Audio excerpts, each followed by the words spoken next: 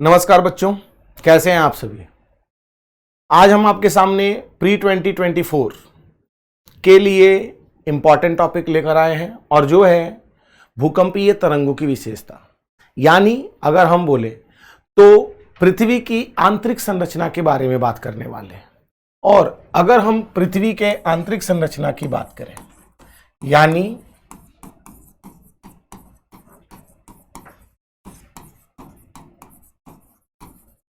Interior of earth,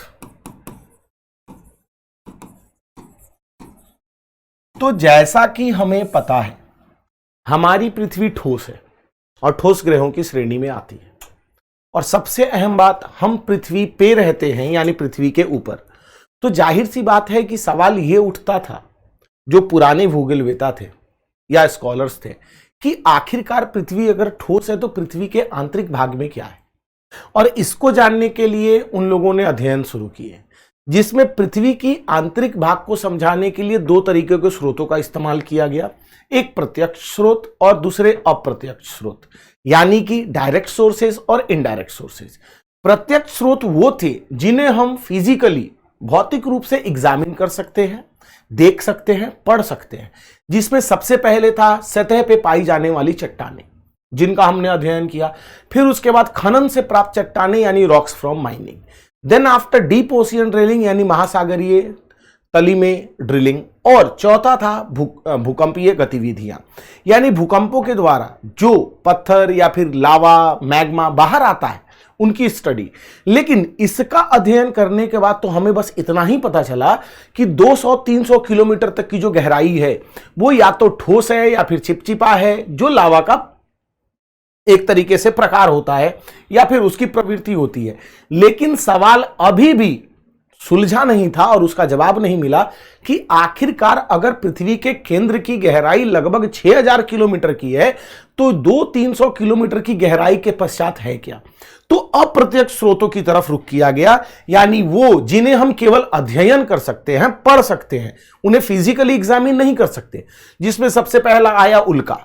क्योंकि जब आप ब्रह्मांड या सौर मंडल की उत्पत्ति को पढ़ते हैं और ग्रहों के बनने की प्रक्रिया को पढ़ा जाता है तो प्लैनेटेसिमल का जिक्र किया जाता है, जिनके मिलने के कारण ग्रहों का निर्माण हुआ। और आज के वर्तमान समय में ये उल्का पिंड के रूप में है। तो ये टकराकर बने हैं या ये जुड़कर बने हैं, तो ऐसा माना गया कि उल्का जिस प्रकार के हैं शायद उन्हीं का कुछ भाग पृथ्वी के आंतरिक भाग में होगा। फिर उसके बाद आता है गुरुत्वाकर्षण। गुरुत्वाकर्षण में यह बोला जाता है कि कोई भी जो आकार होगा या फिर कोई भी वस्तु होगी उसके आकार और भार के हिसाब से एक जैसा गुरुत्वाकर्षण होगा, क्योंकि पृथ्वी एक ही है। लेकिन जब देखा गया तो क्या पाया गया कि कुछ स्थान पे पृथ्वी का गुरुत्वाकर्षण ज्यादा है, कुछ स्थान पे कम है। इसका मतलब यह है कि पृथ्वी के आंतरिक भाग में जो पदार्थ मौजूद है, पहली बात वो सामान्य रूप से वितरित नहीं है, और दूसरी बात उनका घनत्व भी एक समान नहीं है, इसीलिए कहीं कम कहीं ज्यादा है। यह भी थोड़ा सा कंफ्यूजिंग था। फिर उसके बाद हमने चुंबकत्व यानी कि मैग्नेटिज्म को देखा, इलेक्ट्रोमैग्नेटिक फील्ड। तो क्या पाया कि पृथ्वी चुंबक ना होने के बावजूद पृथ्वी पे एक चुंबक मंडल का निर्माण होता है, यानी कि चुंबकीय फील्ड का निर्माण होता है। और यह तभी संभव है जब पृथ्वी के आंतरिक भाग में कोई ऐसा भाग होगा जो मोशन में होगा, जो चल रहा होगा, जिसके कारण पृथ्वी चुंबक की तरह बिहेव करती है। तो उससे भी हमें पता नहीं चला। फिर फाइनली भूकंपीय गतिविधियों की बात आती है, यानी कि सिस्मिक एक्टिविटी। और भूकंपीय गतिविधियों की बात की जाए यानी कि भूकंपीय गतिविधियां मतलब सिस्मिक एक्टिविटीज, जिसे हम साफ सुथरी भाषा में भूकंप बोलते हैं। और इसके अध्ययन के पश्चात हमें यह पता चला कि पृथ्वी के आंतरिक भाग में कुछ और भी मौजूद है, या फिर पृथ्वी का आंतरिक भाग अलग अलग अवस्थाओं में मौजूद है। अगर हम भूकंप को साफ सुथरी भाषा में एक्सप्लेन करें तो क्या बोलते हैं? पृथ्वी की सतह में आया हुआ कंपन। लेकिन अगर इसको टेक्निकल टर्म में डिफाइन किया जाए तो क्या बोला जाता है? पृथ्वी की सतह में आया हुआ अचानक कंपन जो सतह के नीचे हो रही असामान्य गर्मी की वजह से उत्पन्न हुए ऊर्जा के अचानक उत्सर्जन की वजह से होता है। यानी पृथ्वी की सतह के अंदर जो गर्मी है और पृथ्वी के नीचे अगर हम बात करें तो जैसे जैसे हम पृथ्वी के अंदर 32 मीटर पहुंचते हैं लगभग 1 डिग्री सेल्सियस तापमान बढ़ जाता है। और इस तापमान के बढ़ने का कारण है रेडियो एक्टिव एलिमेंट्स का मौजूद होना। तो जो ऊर्जा पैदा हो रही है वो कहीं ना कहीं से निकलने की कोशिश करती है, और जब वो नहीं निकल पाती तो क्रस्ट को यानी भूपर्पट्टी को तोड़कर अचानक से निकलती है, जिससे कंपन पैदा होता है, जिसे भूकंपीय गतिविधियों का नाम दिया जाता है अथवा भूकंप का नाम दिया जाता है। और इस कंपन को एक सिद्धांत समझाता है जिसे हम इलास्टिक रिबाउंडिंग यानी कि लोचपन का सिद्धांत कहते हैं। अब बात उठती है ये है क्या? तो देखो बच्चों, सीधी भाषा में बोला जाए थोड़ा हाई लेवल फंडा है, लेकिन इसे साफ सुथरी भाषा में समझा जाए तो यह सिद्धांत यह बताता है या यह बोलता है कि इस ब्रह्मांड में जो भी वस्तु है वो कणों के बने हैं और हर कण का एक अपना लोचपन है। जब हम उस पर ऊर्जा डालते हैं या फिर दबाव डालते हैं तो वो कुछ हद तक फैलता है या मुड़ता है, और जब वो नहीं फैल पाता, नहीं मुड़ पाता, यानी कि उसके अंदर का लोचपन खत्म हो जाता है, तो वो अचानक से 2 हिस्सों में टूट जाता है। ठीक वैसे ही जो ऊर्जा पृथ्वी के अंदर यानी भूपर्पट्टी के अंदर पैदा हो रही है वो पृथ्वी के ऊपरी भाग को यानी कि क्रस्ट को मोड़ने की कोशिश करती है। तो क्रस्ट में वलय का निर्माण होता है यानी कि क्रस्ट मुड़ती है, लेकिन एक समय आता है जब क्रस्ट नहीं मुड़ सकती क्योंकि यह ठोस है।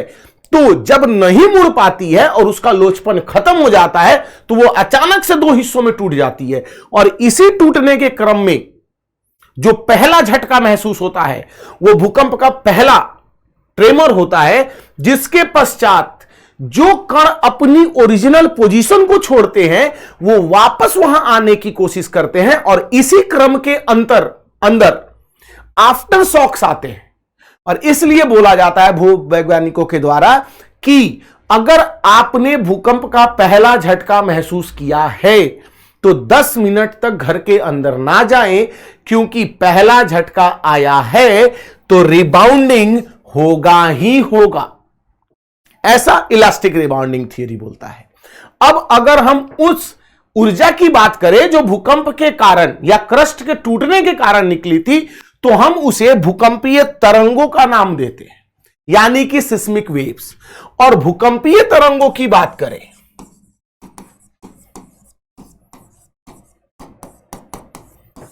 मींस सिस्मिक वेव्स, तो ये बड़े पैमाने पे ब्रॉडली 2 भागों में बढ़ जाती है। एक शारीरिक तरंगे और एक सतह की तरंगे, जिन्हें हम बॉडी वेव्स और सरफेस वेव्स के नाम से जानते हैं। ठीक है, ये तो हो गई। यानी शारीरिक तरंगों का मतलब वो तरंगे जो पृथ्वी के आंतरिक भाग में या शारीरिक भाग में प्रवाहित होती हैं, और सतही तरंगे वह जो पृथ्वी के सतह पर चलती हैं या प्रवाहित होती हैं। और अगर हम शारीरिक तरंगों को बांट दें तो यह भी 2 तरीकों की होती हैं। पहली होती है पी तरंगे यानी कि पी वेव्स, और दूसरी होती हैं एस तरंगे यानी कि एस वेव्स। और सतही तरंगों को अगर बांट दिया जाए तो मुख्यतः 2 होती हैं। एक होती हैं एल वेव्स जिन्हें हम लव वेव्स बोलते हैं, और एक होती हैं रेलेग वेव्स जिन्हें हम लैम्ब वेव्स के नाम से जानते हैं। लैम्ब तरंग मुख्यतः ये सतही तरंग ही है, लेकिन उसका एक छोटा सा प्रकार होता है। अब इन भूकंपीय तरंगों की बात की जाए तो इन्हीं के आधार पर इनकी जब हमने विशेषताओं का अध्ययन किया और इनके प्रवाहित होने के तरीके को जब हमने पृथ्वी के आंतरिक भाग में देखा तो हमें पता चला कि पृथ्वी का आंतरिक भाग अलग अलग अवस्थाओं में स्थित है। तो पृथ्वी के आंतरिक भाग को तो हम बाद में देखेंगे, आने वाले लेक्चर्स में। पहले हम इनकी विशेषताओं पे ध्यान देते हैं, क्योंकि इन विशेषताओं से संबंधित क्वेश्चंस आते भी हैं और आएंगे भी फ्यूचर में। तो आइए हम एक एक करके सबको देखते हैं। जैसे हम सबसे पहले पी तरंगों की बात करते हैं, यानी कि पी वेव्स, तो इनके अलग अलग नाम हैं। और आप जानते हो किसी भी वस्तु का विज्ञान के अंदर, साइंस में अगर नामकरण किया जाता है तो उसके पीछे उनकी प्रवृत्ति भी होती है। और भूगोल क्योंकि एक विज्ञान का ही भाग है, इट्स अ साइंस, तो जाहिर सी बात है नामकरण भी किसी ना किसी कारण से हुए होंगे। जैसे इनको प्राथमिक तरंगे बोलते हैं, यानी सबसे अहम तरंगे। वहीं दूसरी तरफ इनका दूसरा नाम है देशांतरित तरंगे। क्यों देशांतरित बोलते हैं उसे थोड़ी देर में आपको पता चल जाएगा। फिर उसके बाद इन्हें ध्वनि तरंगों का भी प्रारूप माना जाता है। फिर उसके बाद इन्हें कंप्रेशनल वेव्स का भी नाम दिया जाता है, समकेंद्रित तरंगे। फिर उसके बाद इन्हें धक्का देने वाली तरंगे, push and pull waves, to and fro, आगे पीछे चलने वाली तरंगे, या फिर शारीरिक तरंगों के नाम से जाना जाता है। अब बात उठी इतने सारे नाम, तो प्रवृत्ति क्या है? तो इसकी दूसरी प्रवृत्ति को बताता हूं, जिससे आपको इनके नाम का जस्टिफिकेशन मिलेगा, स्पष्टीकरण। इनकी वेवलेंथ यानी कि इनका तरंग धैर्य तीनों तरंगों में, खासकर प्राथमिक, द्वितीयक और सतही तरंगों में सबसे कम होता है, जिसके कारण इनकी गति तीनों में सबसे अधिक होती है। और जैसा आप जानते हो तरंग धैर्य और गति ठीक इनवर्सली प्रोपोर्शनल होते हैं, अपोजिट। जितना छोटा होगा वेवलेंथ उतनी ज्यादा स्पीड होगी, जितना बड़ा वेवलेंथ होगा उतनी कम स्पीड होगी। कारण है एनर्जी कंज्यूम ज्यादा होगा, एनर्जी कंज्यूम कम होगा। यानी अगर हम वेवलेंथ की बात करें तो प्राइमरी की वेवलेंथ कुछ ऐसी होती है और ये ऐसे दिखते हैं। अब अगर हम इन्हें देखें तो ये देशांतरों की तरह दिखती हैं, इसीलिए इन्हें देशांतरित तरंगों का नाम दिया जाता है। वहीं दूसरी तरफ क्योंकि ये आगे पीछे की तरफ चलती हैं, तो इन्हें धक्का देने वाली या पुश एंड पुल या टू एंड फ्रो, आगे पीछे चलने वाली तरंगें भी बोला जाता है। और क्योंकि ध्वनि तरंगों का भी चलने का प्रवृत्ति यही है, इसीलिए इन्हें ध्वनि तरंगों के प्रारूप या फिर उनके समान माना जाता है। और पृथ्वी के आंतरिक भाग से प्रवाहित होती हैं, तो इन्हें शारीरिक तरंगे बोला जाता है। अब अगर हम प्राथमिक तरंगों के प्रवाहित होने के आधार पे या इसके वेवलेंथ पे गौर करें, तो जब ये किसी भी माध्यम से या किसी भी वस्तु से होकर गुजरेंगी तो उसके मॉलिक्यूल्स को वाइब्रेट करेंगी, उनमें कंपन आएगा। तो बात उठती है कि उनका कंपन किस प्रकार से होगा, जो सवाल पूछा गया था या फ्यूचर में आ भी सकता है। टेक्निकली ये एनसीईआरटी में नहीं दिया गया, ना ही किसी किताब में दिया गया है। और हमेशा ध्यान रखना, भूगोल में जो लिखा होता है वो नहीं, जो उसके द्वारा समझा जाता है उससे मैक्सिमम सवाल आते हैं। क्योंकि साइंस जाहिर सी बात है समझने का खेल है, यानी द गेम ऑफ कॉन्सेप्ट्स। तो इसमें जो मॉलिक्यूल्स होंगे वो आगे पीछे की तरफ वाइब्रेट होंगे, यानी कुछ इस तरीके से वाइब्रेट होंगे। एक बार टू एंड फ्रो, आगे पीछे, तो जो मॉलिक्यूल्स होंगे, ऑब्जेक्ट्स होंगे, वो ऐसे हिलेंगे। तो इन्हें बोला गया प्राथमिक तरंगे। वहीं इनकी गति के कारण ये तरंगे तीनों माध्यमों से होकर प्रवाहित हो सकती हैं, सॉलिड भी यानी ठोस, लिक्विड तरल, या फिर गैसियस माध्यम से। तो they can pass through all the three mediums. वहीं अगर हम एस वेव्स की बात करते हैं तो एस वेव्स को भी अलग अलग नामों से जाना जाता है। जैसे इनको अनुदैर्घ्य तरंगे यानी ट्रांसवर्स वेव बोला जाता है, वाटर रिपल वेव्स यानी जल तरंगों के नाम से जाना जाता है, या फिर एस वेव्स, या फिर शारीरिक तरंगे बॉडी वेव्स, या फिर अर्ध शारीरिक तरंगे हाफ बॉडी वेव्स बोला जाता है। अब बात उठती है अर्ध शारीरिक क्यों? तो क्योंकि जब आप आगे पढ़ोगे या आपने पढ़ भी रखा होगा, क्योंकि एज बिकॉज हम तो बस एक ब्रीफ आपको वो पार्ट बता रहे हैं उन टॉपिक्स के जो इंपॉर्टेंट है। छाया क्षेत्र सिद्धांत शैडो जोन थियरी के अंदर आप ये देखते हो पी और एस वेव्स में जब हम डायग्राम्स को देखते हैं तो एस वेव्स पृथ्वी के केवल आधे भाग में ही प्रवाहित होती हैं, उसके पश्चात नहीं होती, इसीलिए इन्हें अर्ध शारीरिक तरंगे भी बोला जाता है। यह आपको लिखा हुआ नहीं मिलेगा, लेकिन हो सकता है फ्यूचर में यूपीएससी आपसे पूछ दे कि अर्ध शारीरिक तरंगे किसे बोलते हैं। तो भाई बॉडी वेव्स ही तो हमने पढ़ा है, शारीरिक तरंगे तो उसकी प्रवृत्ति के हिसाब पे हो जाता है। और उसके पश्चात अगर हम इनके दूसरे नामों की बात करें तो इनकी वेवलेंथ, पहले वेवलेंथ की बात करते हैं फिर नाम पता चल जाएगा। वेवलेंथ यानी फिर से बता दूं तरंग धैर्य। इनका तरंग धैर्य प्राथमिक तरंगों से अधिक होता है और इनका तरंग धैर्य, ठीक है, इनका तरंग धैर्य प्राथमिक तरंगों से अधिक होता है और सतही तरंगों से कम होता है, जिसके परिणाम स्वरूप इनकी गति प्राथमिक तरंगों से कम होती है और शारीरिक तरंगों से ज्यादा होती है।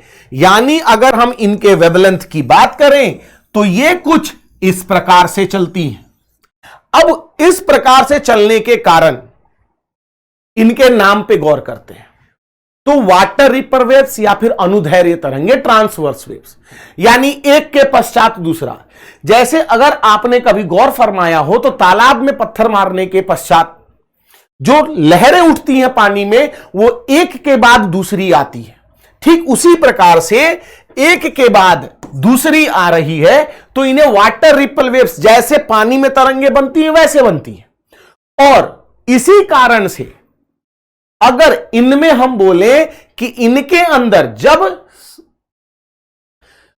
जो तुम्हारी सेकेंडरी वेव्स है, द्वितीयक तरंगे, अगर ये किसी माध्यम से प्रवाहित होंगी तो उनके अंदर जो मॉलिक्यूल्स हैं, कण हैं, वो किस प्रकार से वाइब्रेट किए जाएंगे। तो टेक्निकली ये पानी वाली तरंगे हैं और अगर आप ध्यान दो तो अगर पानी पे नाव रखा हुआ हो और उसमें अगर लहरें पैदा हो जाएं तो वो नाव आगे की तरफ नहीं ऊपर और नीचे की तरफ चलती है, यानी कि जो मॉलिक्यूल्स होंगे उस पर्टिकुलर ऑब्जेक्ट के अंदर वो ऊपर और नीचे की तरफ बैठेंगे, यानी कुछ इस प्रकार से। यह भी हमें मिल गया। वहीं अगर हम इनके माध्यम के प्रवाहित होने की बात करें तो ये केवल ठोस माध्यम से प्रवाहित हो सकती हैं और तरल अथवा गैसीय माध्यम में प्रवेश करते ही विलुप्त हो जाती है। अब बात उठती है क्यों? तो अगर हम माध्यमों की बात करें तो ठोस माध्यम में इंटरमॉलिक्यूलर स्पेस यानी कणों के बीच की दूरी 0 होती है तो ऊर्जा उतनी नहीं लगती, लेकिन अगर माध्यम तरल या गैस में बदल जाए तो कणों के बीच की दूरी बढ़ जाती है। और सबसे अहम बात, उन कणों के बीच की दूरी को कम करने के लिए एनर्जी लगती है, ठीक है।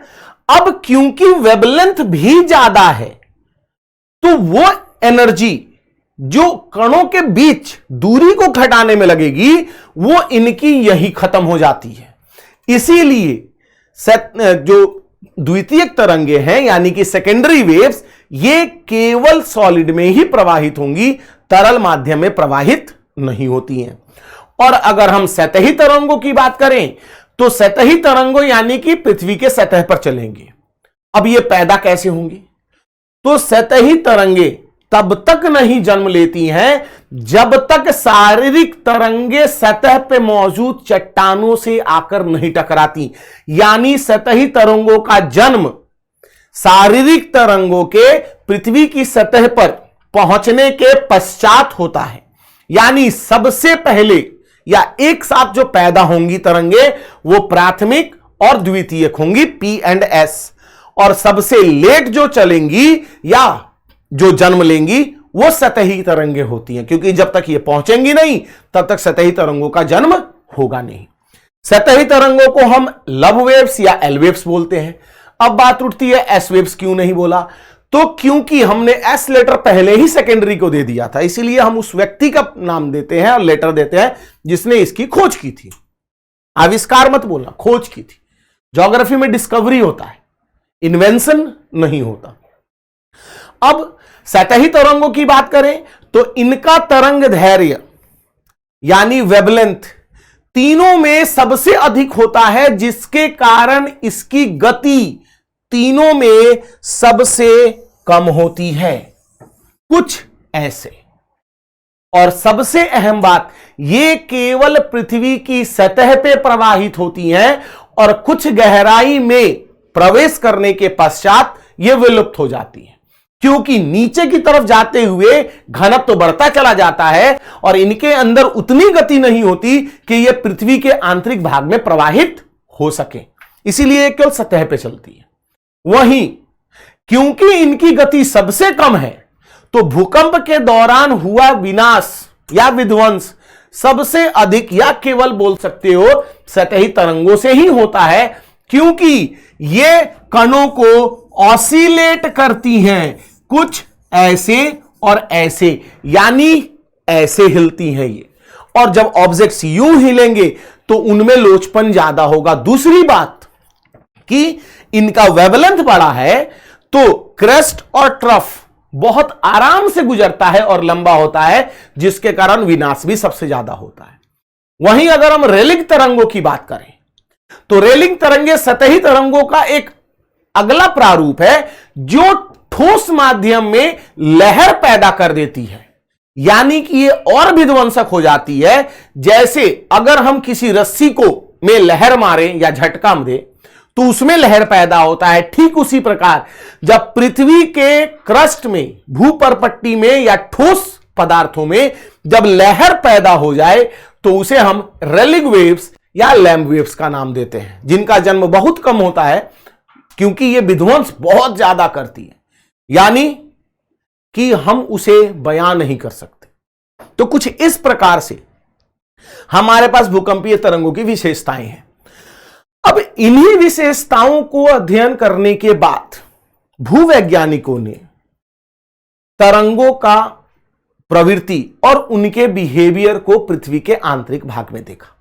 अब पृथ्वी के आंतरिक भाग में देखना है और तरंगों की विशेषता देखनी है, तो जाहिर सी बात है प्राइमरी और सेकेंडरी का ही देखना होगा, क्योंकि यही केवल पृथ्वी के आंतरिक भाग में प्रवाहित होती हैं। और इनके बिहेवियर को, इनके स्वभाव को बढ़ती हुई गहराई के साथ जब हमने अध्ययन किया तो पाया कि पृथ्वी का आंतरिक भाग अलग अलग गहराई पे अलग अलग अवस्थाओं में मौजूद है। कुछ स्थान पे ठोस है, कुछ में तरल है, कुछ में ना तो तरल है ना ठोस है, सेमी सॉलिड है, यानी कि प्लास्टिक स्टेट, चिपचिपा है जैसे कि मैग्मा, जिसके कारण हमने पृथ्वी के भागों को बांटा। जैसे सबसे ऊपर भूपरपट्टी, फिर उसके बाद ऊपरी मेंटल, फिर आता है स्थैनोस्फीयर जिसे दुर्बलता मंडल अथवा निम्न गति क्षेत्र या मैग्मा चैम्बर के नाम से जानते हैं, जिसके बाद निचला मेंटल, फिर बाहरी तरल कोर और आंतरिक ठोस कोर आता है। तो कुछ इस प्रकार से पृथ्वी के आंतरिक भाग को बांटा गया। फिर उसके बाद पता चला, हमने सैडोजोन थियरी को अध्ययन किया। फिर अब अंततः हमें पता चला कि पृथ्वी का आंतरिक भाग अलग अलग भागों में बटा है और यह चुंबकीय मंडल भी प्रदान करता है, जिसके कारण आयन मंडल का निर्माण होता है, या फिर ऑरोरा का जो फेनोमेना होता है, ऑरोरा बोरियोलिस, ऑरोरा ऑस्ट्रियोलिस, इनका जन्म होता है। जो चुंबकीय मंडल है वो सूर्य से आने वाली हार्मफुल, जो हानिकारक रेडिएशन है उससे हमें बचाता है, एक मैग्नेटिक फील्ड का जन्म देता है। इन सभी चीजों के बारे में पता चला।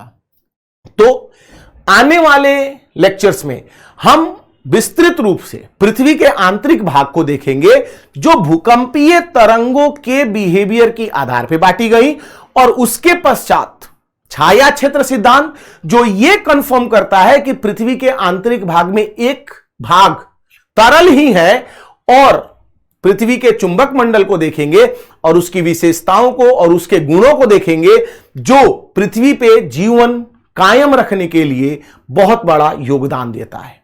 तो मिलते हैं बच्चों अगले लेक्चर में आयन मंडल, छाया क्षेत्र सिद्धांत और अन्य महत्वपूर्ण टॉपिक्स को लेकर। तब तक thank you, have a nice day.